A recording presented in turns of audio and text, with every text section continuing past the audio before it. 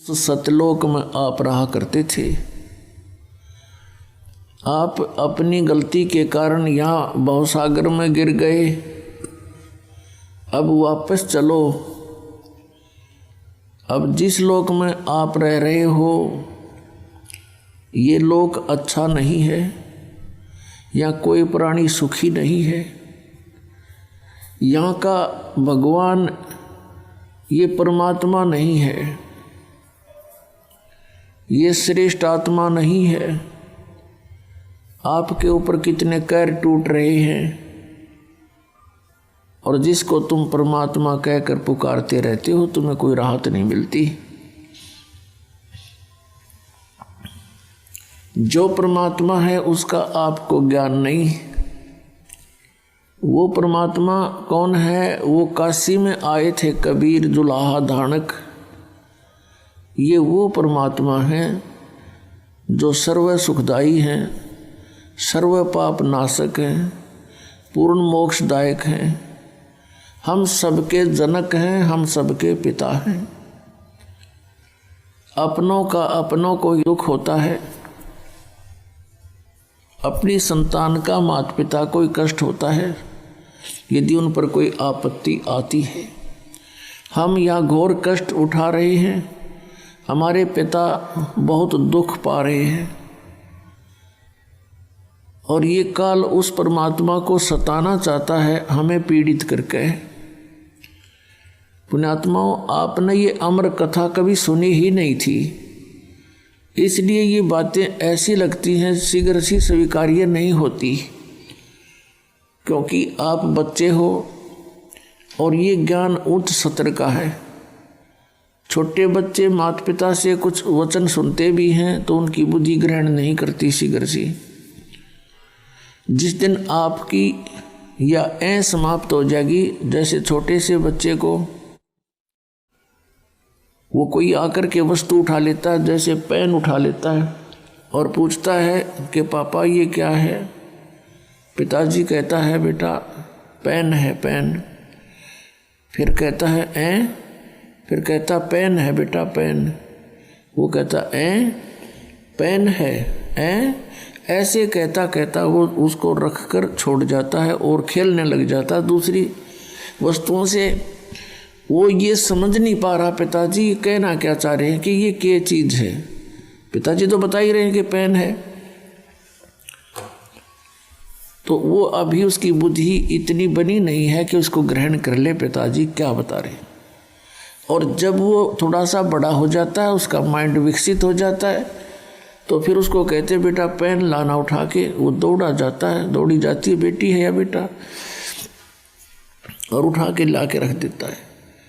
तो ऐसे अभी आप इस ज्ञान को जो दास आपको बार बार सुना रहा है,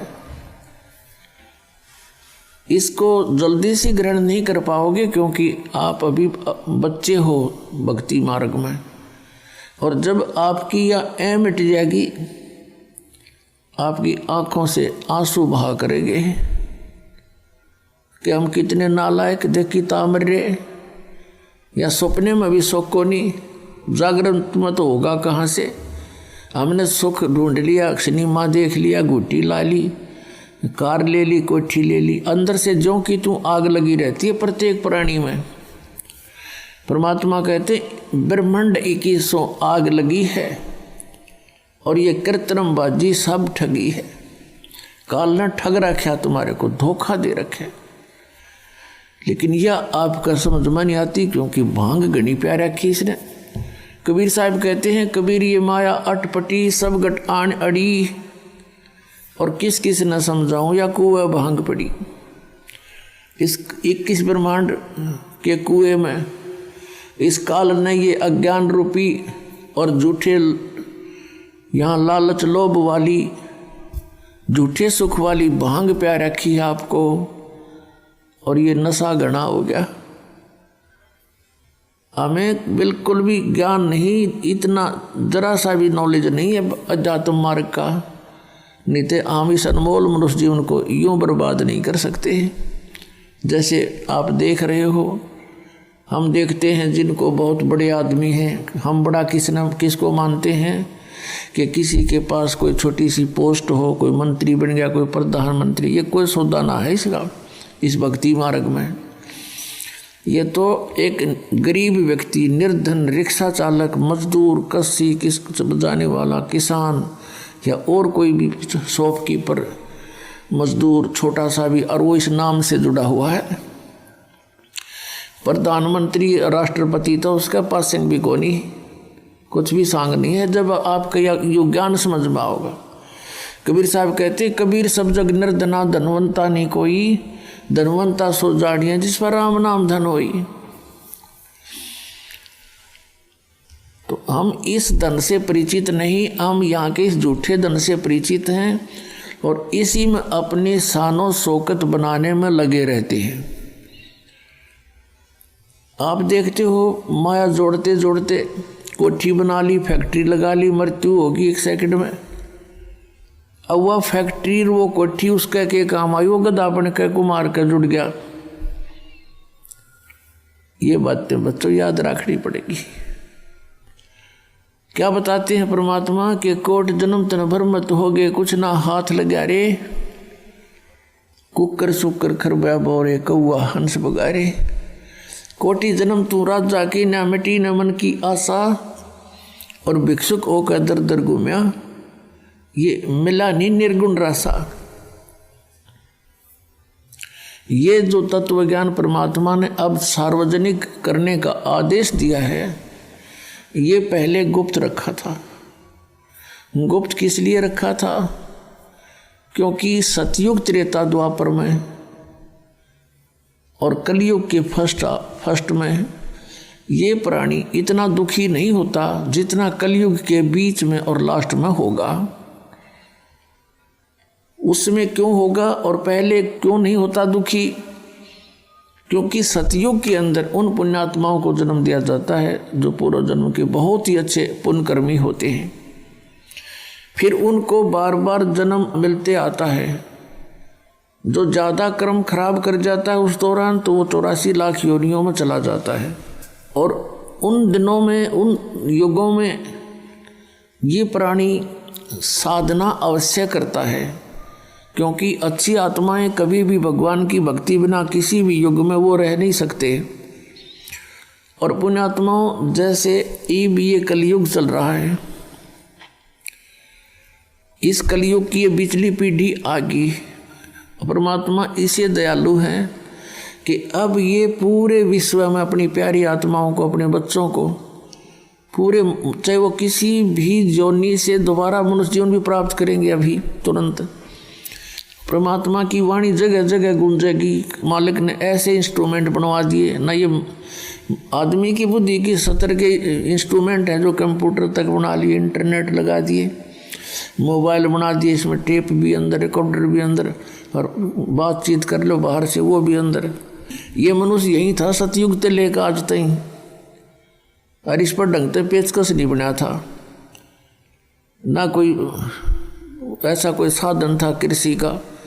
तो अब ये इसलिए बनवाए हैं परमात्मा ने कि इसके माध्यम से मेरे बच्चों तक, चाहे वो किसी योनि में, कुत्ते, गधे, सुअर या अन्य किसी योनि में है। जैसे कुम्हार ने नाम ले लिया, मोबाइल साथ रखेगा, गधे साथ होंगे, उन गधों पर भी वाणी का असर होगा। मालिक की इतनी सौसिद्ध वाणी है ये परमात्मा की।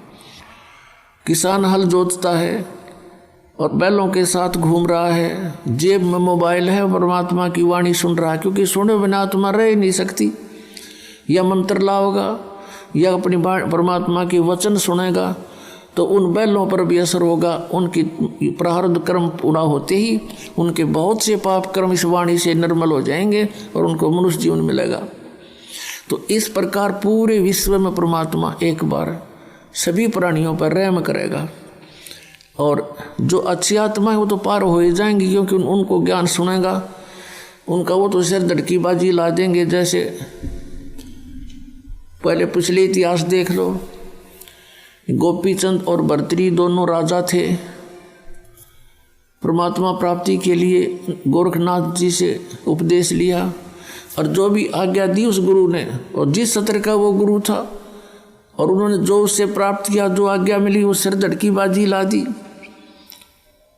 गुरुदेव ने कहा कि जाओ, अलवर के राजा का किला बन रहा है और उसमें मजदूरी करो और मंत्र भी जाप करते रहना, और वहाँ से मेहनताना मत लेना, रोटी के लिए कहीं और टाइम करना।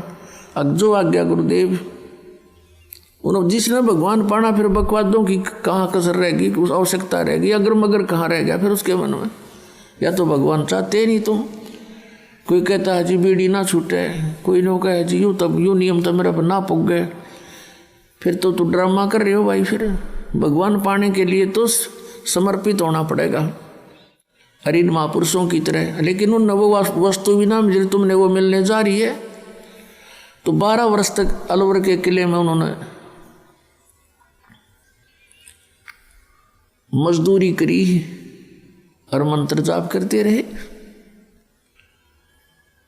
और टाइम के लिए कुम्हार के घर पे गारा गुंदा करते, उसकी गारा गुच्छा करते और उससे रोटी प्राप्त करते थे और वहाँ मजदूरी करते। जो भी समय था निर्धारित 8-7 घंटे का। तो जिन अब पुण्यात्मा वही हैं ये जो सब कुछ कर सकते हैं मालिक पाने के लिए, जब इनको ज्ञान हो जाएगा। समझ हम ना अरीबती बात हमने ये दिखाई दे यहाँ की चोचले, तो ये चोचले हमें फिर नकली दिखाई देंगे, खिलौने मिट्टी के। पुत्र है कितना प्यारा लगे है, मृत्यु हो जाए एक्सीडेंट में, टूट गया खिलौना और रो माथे बात मार मार के। परमात्मा कहते हैं गुड़िया खेलत जन्म गंवा दिया तने लाया नहीं विचार। ये खिलौनों से खेलते तने असंग जन्म हो गए, कुछ भी ना सोचा। आत्मा तू कहाँ से आई थी, कहाँ जाना है तूने। तो पूरे विश्व में अब शांति होगी, एक बार सतयुग जैसा माहौल बनेगा, हाहाकार मिट जाएगी। हम जो भिन्न भिन्न पंथ बना बैठे, भिन्न भिन्न मजहब बन बैठे, हम अपने भोलेपन में अलग अलग हो गए, परमात्मा के लिए हुए। हमने सोचा हिंदू धर्म अपनाने से भगवान मिलेगा, फिर अलग से कोई मजहब बना, मुसलमान धर्म बना, तो हमने सोचा शायद इससे भगवान मिलेगा, तो उसमें चले गए, वो ग्रहण किया कुछ पुण्यात्माओं ने। फिर किसी ने पता लगा भाई सिख धर्म से हमें लाभ होगा, तो सिख धर्म भी खूब अनुयायी बने। किसी ने ईसाई धर्म से सोचा कि शायद ऐसे भगवान मिल जाएगा तो ईसाई बन जाएंगे हम। लेकिन अब हमें पता चलेगा, क्योंकि हम पहले दूसरों की सुनी सुनाई पर विश्वास किया करते थे, और अब हम आँखों देख कर विश्वास करेंगे अपने सदग्रंथों को। और जिन महापुरुषों ने परमात्मा पाया, उन्होंने जो साधना की और जैसे वो रहे, हमने ऐसे ही करना पड़ेगा तो हम मोक्ष प्राप्त करेंगे, ना तो फिर केवल कहने की बातें हैं। तो इस प्रकार हम फिर एक होंगे। परमात्मा ने 600 वर्ष पहले कह दिया था धर्मदास, कलयुग जब 5500 वर्ष बीत जाएगा, उस समय परमात्मा ने कहा कि हम ही आएंगे। अब वो परमात्मा न्याय दास को इस योग्य समझा होगा, भेज दिया। लेकिन पावर और शक्ति और सहयोग उसी का है, कबीर भगवान का। अब फिर दूसरे शब्दों में कबीर परमात्मा कहते हैं, मम संत मुझे जान मेरा ही स्वरूपम। मेरे संत को मुझे ही जानना, मेरा ही स्वरूप समझना, गुरु को परमात्मा के तुल्य ट्रीट करना, तब तुम्हारी समस्या हल होगी।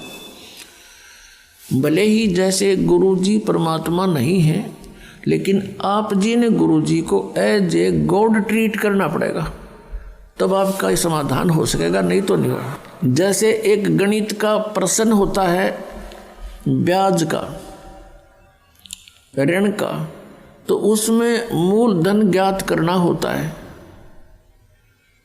तो उसमें मानना पड़ता है कि मान लीजिए मूलधन 100 रुपये, फिर उससे वो दर निकल आती है, फिर मल्टीप्लाई करके ओरिजिनल मूलधन हमें प्राप्त हो सकता है। ओरिजिनल मूलधन अरबों में होता है, लेकिन उस अरबों वाले मूलधन को प्राप्त करने के लिए हमने सपोज करना पड़ेगा कि मान ले मूलधन 100 रुपये, वो 100 रुपये मूलधन नहीं है, पर उस 100 रुपये मूलधन मानने बिना वो अरबों वाला मूलधन मिला को नहीं। ऐसे ही दास को यानी गुरु को आपने ये सोच के अपने आप को व्यवहार बदलना पड़ेगा कि मेरे सामने भगवान खड़ा है। गुरु एक मनुष्य नहीं, परमात्मा कहते हैं गुरु मानुष कर जानते ते नर कहिए अंध, महा दुखी संसार में फिर आग गई के फंद।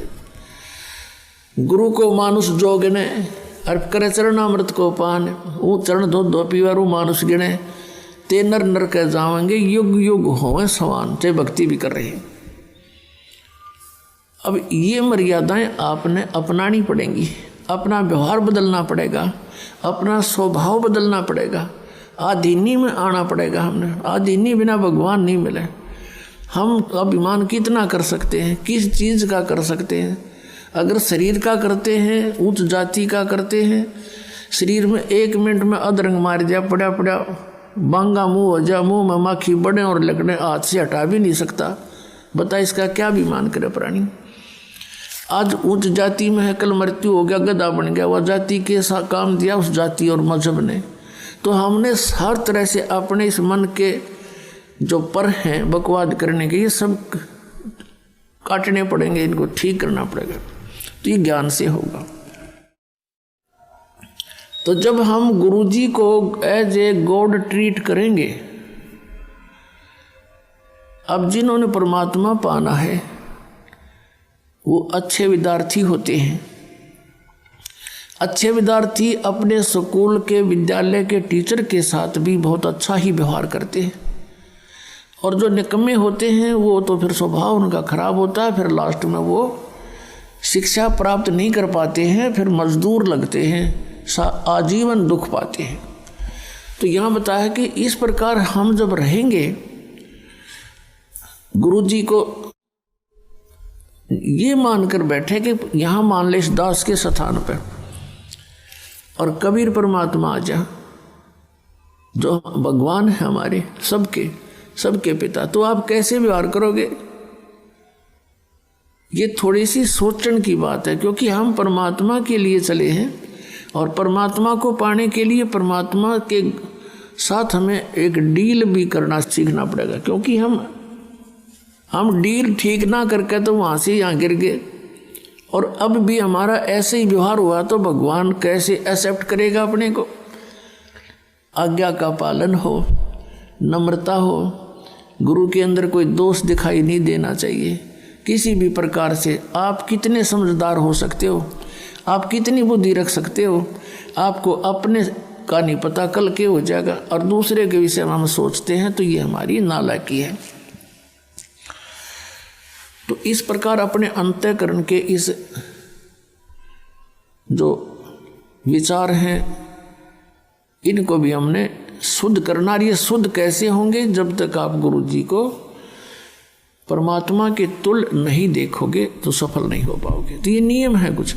तो कहने का भाव ये है कि जिन महापुरुषों ने परमात्मा पाना वो तो इब के निकल जाएंगे सब, इब के घनी आसानी से निकलोगे। और प्रत्येक कलयुग में इस बिचली पीढ़ी में अरबों खरबों प्राणी परमात्मा पार करते, मनुष्य जीवन दिला दिला के उनको फटाफट। लेकिन नियम में रहना पड़ेगा। भक्ति बहुत आसान है। नाम उठत नाम बैठत नाम सोवत जागवे, नाम खाते नाम पीते नाम सेती लागवे। अब इसमें हमें भक्ति में बाधक क्या क्या चीज़ें हैं? भक्ति में बाधक है, हमें लोग दूसरों को देखा विवाह पर खर्च करते हैं। जिसके 2 पुत्रियां होगी उसकी नींद हराम हो जाती है जब वो युवा होने लगती हैं इनके विवाह के लिए। इसमें कुछ एक तो ऐसे लोग हैं कि कई लाख रुपए विवाह में खर्च कर देते हैं, तो वो टेंशन उनको भक्ति नहीं करने देती। फिर कोठी बनाने की होड़, लंबी कार लेने की होड़। तो ये इस ज्ञान से ये मन के जो फैलाव है ये कम हो जाएगा, ये खत्म हो जाएगा, इच्छाएं समाप्त हो जाएंगी।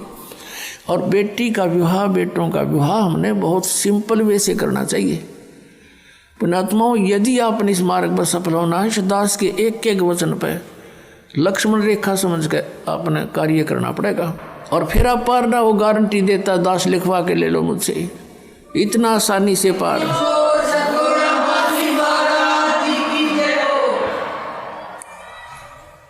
इन कार कोठियान के सिर में मारेगा, सारी उम्र खो दी इन कोठी बनाने में, कार खरीदने में, और कल मृत्यु हो जा।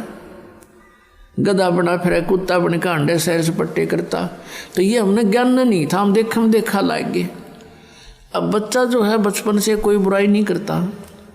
90% बुराई या जो भी क्रियाएं हैं समाज से सीखता है। अब देखा कोई बालक ऐसे सिगरेट पी रहा लंबी लंबी करके, तो दूसरा भी शुरू करे, जबकि उसको एक्सेप्ट नहीं करता शरीर उसका। पहली बार पीवे ना आँखों में पानी आवे, फिर लेकिन देखा फिर चाहे कुछ भी हो करना ही है, वो दिखाना मैं भी पीता हूँ। तो ये बकवादें छूट जाएंगी। हम सबसे पहले सब बुराई हटानी पड़ेंगी, फिर वो टेंशन खत्म हो जाएगी। जैसे मजदूर है बेचारा, अब वो काम कर रहा है, अब उसको टेंशन है कि 2 बेटियां ब्यानी हैं, कैसे करूँगा, उससे ये लाना है, उससे ये लाना है, ऐसे करूँगा, कहाँ से पैसे लूँ। और फिर जब ये समस्या परमानेंट हल हो जाएंगी कति। और वैसे नहीं, ये ज्ञान होगा। जैसे आप किसी से दहेज लेते हो, तो वो दहेज कोई वैसे थोड़ा ही है, उसका पैसा आपके ऊपर ऋण हो गया। अगले जन्म में मनमाना उसका गधा बनकर देना पड़ेगा आपने। परमात्मा कहते हैं तुमने उस दरगाह का मैल नहीं देखा, और धर्मराज के तिल तिल का लेखा, एक एक पाई का हिसाब करना पड़ता है वहाँ पर। तो हम क्यों सिर में दर्द करें? 2 रोटी खानी, 2 कपड़े चाहिए, सारे साल में कुर्ते पजामे, बस काम चल जाए। तो इस पर